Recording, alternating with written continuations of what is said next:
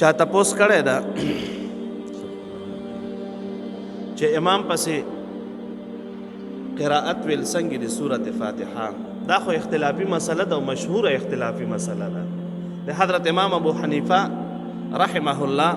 او د حضرت امام شافعی رحمه الله په منځ کې او دومره ګران مسلک ته پکې د دواړو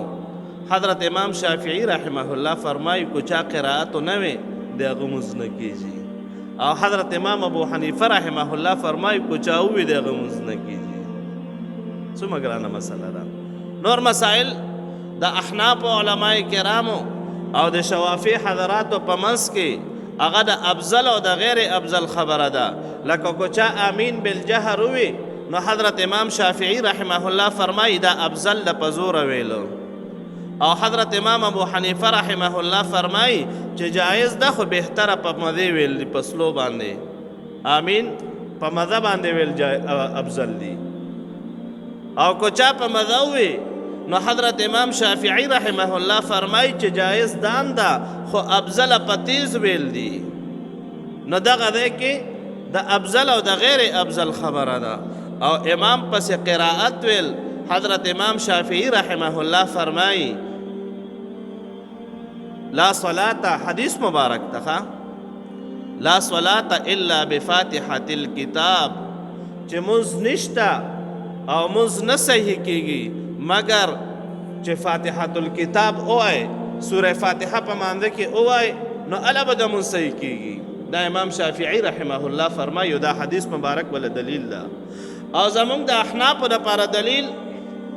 حضرت امام ابو حنیفه رحمه الله لپاره حدیث مبارک ته من کان له امام فقراءة الامام له قراءة د چا لپاره چې امام وي او هغه قراءت وای بس د امام دا قراءت ته مقتدی لپاره هم کافی ده یو ځل حضرت امام ابو حنیفه رحمه الله سره چا په دې مسلې کې بحث کولو نو ډېر خلق راغلیو او بحث لپاره حضرت امام ابو حنیفه رحمه الله وته فرمایي وی تاسو یو کس په خبره کوي کو نه ټولو وی سیب زمونږ یو مشر ده بس هغه به خبره کوي حضرت امام ابو حنیفه رحمه الله وته فرمایي وی چې د یو مشر منی نه به خو مسله حل ده امام قرائت وای با دا ټول د امام پسې ولاړ دي دا ټولو د امام د هغه ذمہوار ده او د هغه قرائت وای دا ټولو لپاره دا قرائت کافي ده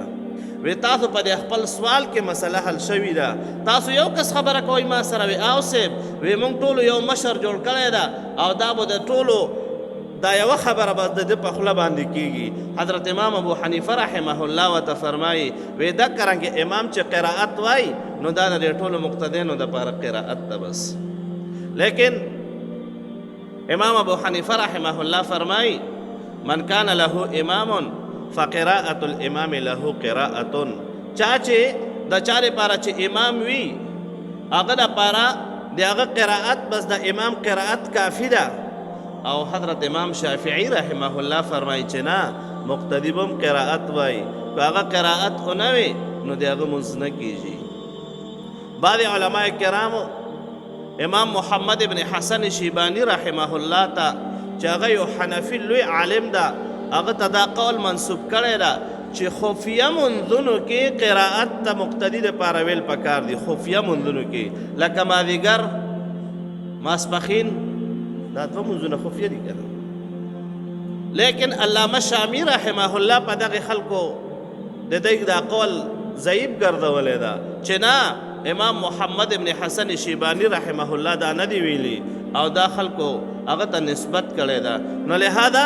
مقتدی به د امام پس قرائت نه وای دا د احناف په نسبت باندې او شوافی حضرات ما درته وی هغه قرائت وای هغه خو چا قرائت نه وي نو د هغه مز نه کیږي